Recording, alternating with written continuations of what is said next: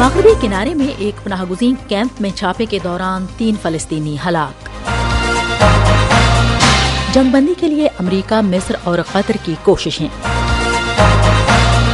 بحیرہ احمر میں گروپ کی کارروائیاں غزہ پر اسرائیلی جارحیت اور محاصرہ ختم ہونے کے بعد رکیں گی، حوثی باغی۔ وائس آف امریکہ واشنگٹن سے اہم خبروں کے ساتھ سعدیہ زیب رانجھا۔ فلسطین کی وزارت صحت کا کہنا ہے کہ اسرائیلی فوجیوں نے زیر کنٹرول مغربی کنارے میں ایک پناہ گزین کیمپ میں رات گئے چھاپے میں 3 فلسطینیوں کو ہلاک کر دیا۔ غزہ کی پٹی میں اسرائیل اور حماس کے درمیان جنگ شروع ہونے کے بعد سے فلسطینی علاقے میں تشدد میں یہ تازہ ترین اضافہ تھا۔ رام اللہ میں فلسطینی وزارت صحت نے کہا کہ یہ تینوں افراد شمال مغربی کنارے میں طوباس قصبے کے قریب فارے پناہ گزین کیمپ میں جھڑپوں کے دوران اسرائیلی فائرنگ کا نشانہ بنے۔ اسرائیلی فوج نے فوری طور پر چھاپے کے بارے میں تبصرہ کرنے کی درخواستوں کا جواب نہیں دیا۔ فلسطینی وزارت صحت کے مطابق غزہ میں جنگ شروع ہونے کے بعد سے مغربی کنارے میں اسرائیلی فوجیوں یا آبادکاروں کے ہاتھوں کم از کم 403 فلسطینی ہلاک ہو چکے ہیں۔ امریکہ، مصر اور قطر کے مذاکرات کار ایک فریم ورک ڈیل پر کام کر رہے ہیں۔ اس کے تحت حماس فلسطینی قیدیوں کی رہائی اور لڑائی میں 6 ہفتے کے وقفے کے بدلے درجنوں یرغمالوں میں سے کچھ کو رہا کرے گی۔ اس وقفے میں سینکڑوں ٹرکوں کو غزہ میں اشد ضروری امداد پہنچانے کی اجازت دینا بھی شامل ہے۔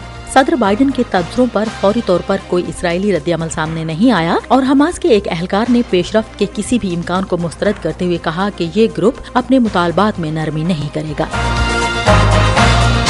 یمن کے حوثی ترجمان نے منگل کو رائٹرز کو بتایا کہ بحیرہ احمر میں گروپ کی کارروائیاں اس وقت رکیں گی جب غزہ پر اسرائیلی جارحیت اور محاصرہ ختم ہو جائے گا۔ بحیرہ احمر میں حوثی گروپ کے میزائل اور ڈرون بین الاقوامی جہازرانی کے لیے خطرہ پیدا کر رہے ہیں۔ اس سوال پر کہ اگر غزہ کے لیے جنگ بندی کا معاہدہ طے پا گیا تو کیا بحری جہازوں پر حملے ختم ہو جائیں گے، محمد عبدالسلام نے کہا کہ محاصرہ ختم ہونے اور امداد کے لیے داخلے کی اجازت دینے کے بعد صورتحال کا دوبارہ جائزہ لیا جائے گا۔ فرانس کے قومی انسداد دہشت گردی پروسیکیوٹر کے دفتر نے کہا ہے کہ فرانسیسی استغاثہ نے ایک 26 سالہ اسکول ٹیچر پر اسلامک اسٹیٹ گروپ کے لیے مذہبی ترانے کا فرانسیسی میں ترجمہ کرنے کے شعبے میں فرد جرم عائد کی ہے۔ پروسیکیوٹر کے دفتر نے پیر کو کہا کہ اس شخص پر الزام ہے کہ اس نے جہاد کو فروغ دینے والے کم از کم 5 مذہبی ترانوں کا فرانسیسی زبان میں ترجمہ کیا، ان میں ترمیم کی اور انہیں نشر کرنے کے لیے داعش کے اراکین کو بھیجا۔ اس کیس کے قریبی ذرائع نے اپنا نام ظاہر نہ کرنے کی شرط پر بتایا کہ دسمبر میں ٹیچر کے گھر کی تلاشی لی گئی تھی، جس کے نتیجے میں تحقیقات کا آغاز کیا گیا تھا۔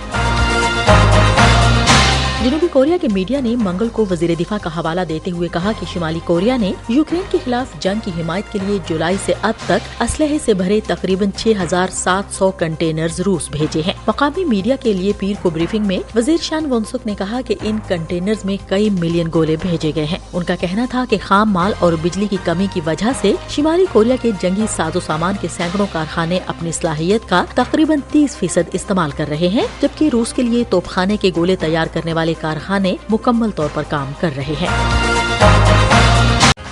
کیلیفورنیا میں قائم الیف نامی کمپنی نے اپنے ہی نام سے ایک فلائنگ کار تیار کی ہے، جسے وہ بارسلونا میں موبائل ورلڈ کانگریس ٹیک شو میں اپنے ورکنگ سکیل ماڈل کے طور پر لائے ہیں۔ یہ کمپنی ایسی کاریں تیار کرنا چاہتی ہے جو سڑکوں پر چلنے کے ساتھ ساتھ ہوا میں اڑ سکیں اور ٹیک آف کر سکیں۔ کمپنی کے مطابق ان کی قیمت تقریباً $3 لاکھ ہوگی، لیکن وہ امید کرتے ہیں کہ اسے کم کر کے ایک عام سیڈان کی قیمت کے قریب لایا جائے گا۔ الیف کو 2025 کے آخر تک پیداوار شروع کرنے کی امید ہے۔